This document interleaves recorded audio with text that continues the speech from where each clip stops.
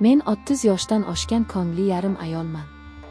Oynaga har kuni qarayman va unda menga qarab turgan notanish, charchagan nigohni ko'raman. Men o'z hayotimni qurmadim. Qurishga kechikdim. Balki qo'rqdim. Ota-onamning uyida, o'z xonamning tor devori ichida kun o'tkazaman. Har bir kunim oldingisiga o'xshaydi. Opam Dildora. U mendan 5 yosh katta. U hayotimning quyoshi edi. Kulgichlari yuzidan arimaydigan, har qanday davrani o'zining shoh-shodonligi bilan to'ldiradigan kapalak. U turmushga chiqdi. Baxtli bo'lib ketdi. Men u uchun chin dildan xursand bo'ldim. Pochcham Farruh. Opam uni ilk bor tanishtirganida unga unchalik e'tibor bermagandim. Yana bir o'ziga bino qo'ygan, opamning chiroyiga uchgan yigit deb o'ylagandim. Ular oila qurishdi. Dildora baxtdan sarxush edi. Hamma narsa o'sha biznikida o'tadigan oddiy bir oilaviy kechada boshlandi. Dadam bilan pochchamning siyosat haqida tortishayotganini, onam bilan Dildora esa yangi pishiriq retseptini muhokama qilayotganini eshitib o'tirardim. Men har doimgidek chekkada o'z xayollarim bilan band edim. Birdan Farruhning nigohini sezdim. U menga qarab turardi. Lekin bu shunchaki qarash emasdi. Bu nigohda qiziqish bor edi. Tushunish bor edi. Men boshqacha bo'lib o'rnimdan turdim. Oshxonada idishlarni yuvayotganimda u kirib keldi. Yordam kerakmasmi? Yo'q, rahmat. O'zim eplayman. U ketmadi. Orqamda turib qoldi. Nilufar, sizni hech kim tushunmaydi, shundaymi?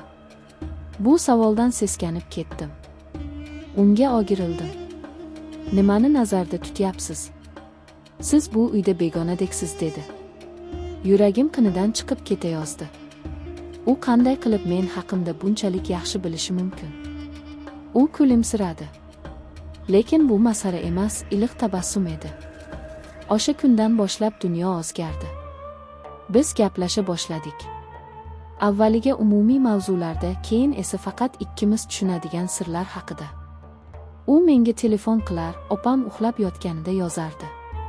Biz musiqa haqida, koinot haqida gaplashardik.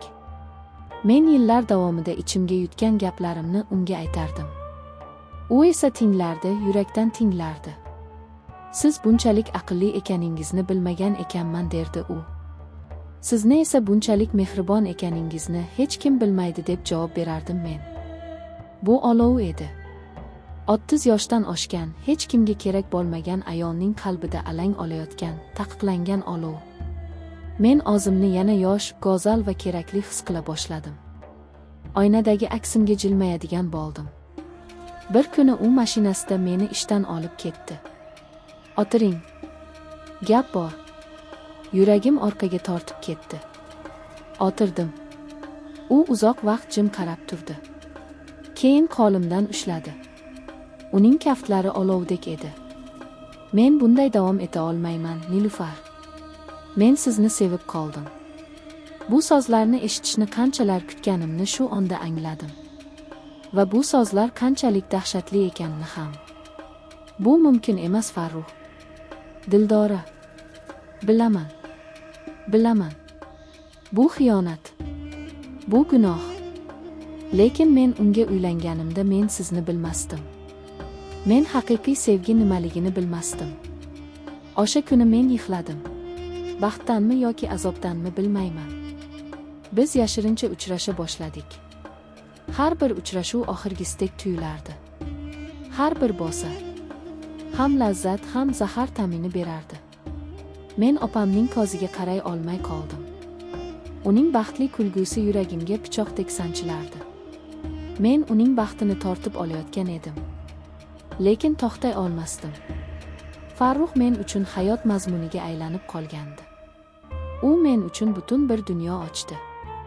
Biz hatto kelajak haqida ham gaplasha boshladik. U Dildora bilan ajrashishini, biz birga bo'lishimizni aytdi. Men bunga ishondim. Ishonishni xohladim. Fojia kutilmaganda keldi. Yakshanba kuni hammamiz nonushta qilib o'tirgandik. Dildora birdan qahqaha otib yubordi. Uning ko'zlari chaqnardi. Menda sizlar uchun surpriz bor, dedi u qizargancha. U qo'lini Farruhning yelkasiga qo'ydi. Farruh, siz dada bo'lasiz. Stol atrofida qiyqiriq tabriklar yangradi. Ota-onamning quvonchi cheksiz edi. Men o'sha zahoti ado bo'ldim. Qo'limdagi choynakni qanday ushlab turganimni bilmayman. Faqat Farruhga qaradim. U oqarib ketgandi. U menga bir soniya qaradi va nigohini olib qochdi. O'sha qarashda hammasi hal bo'lgandi. U o'sha kecha menga qo'ng'iroq qilmadi. Ertasiga ham. Bir hafta o'tib unga ozim yozdim. Uchrashishimiz kerak. Biz har doim uchrashadigan o'sha xilvat joyda ko'rishdik. U boshqacha edi. Solxin, aybdor. Nilufar, men nima qilishim kerak edi? Unga haqiqatni aytsam, u bu zarbani ko'tara olmaydi. Demak, hammasi tamom, men ovozsiz yig'lardim. Biz to'g'ri ish qilmadik, Nilufar. Bu boshidan xato edi. Xato. Men qahqaha otib yubordim. Qaysi biri xato edi, Farruh, seni sevganimmi? Yoki sen meni sevganingni aytganingmi? Meni kechir. Men farzandimdan voz kecha olmayman. Men uyga qaytishim kerak. Sen qachon ketmagan eding, dedim men va o'rnimdan turdim. Shu bilan tugadi. Men yana o'sha xonamga qaytdim. O'sha oynadagi notanish charchagan aksimga. Faqat endi bu aksda hayot uchqunlari yo'q edi. U yerda faqat bombosh qorong'ulik qolgandi. Bugun Dildoraning ohilchasini ko'rgani bordik. Go'dak juda shirin kichkina Farruh. Opam baxtdan 7-osmonda. Farruh esa u namunali ota va mehribon er rolini o'ynayapti. Juda yaxshi o'ynayapti. U tug'ruqxonadan chiqqanida uni menga bir marta ko'zi tushdi. Uning nigohida na pushaymon, na afsus bor edi. Men ularni tabrikladim. Jiyanimning peshonasidan opdim. Qo'limdagi sovg'ani berdim. Va iloji boricha tezroq u yerdan ketdim. 30 yoshdan oshgan ayol. Men endi hech qachon sevmayman. Men endi hech qachon o'sha oynadagi aksimga jilmaymayman.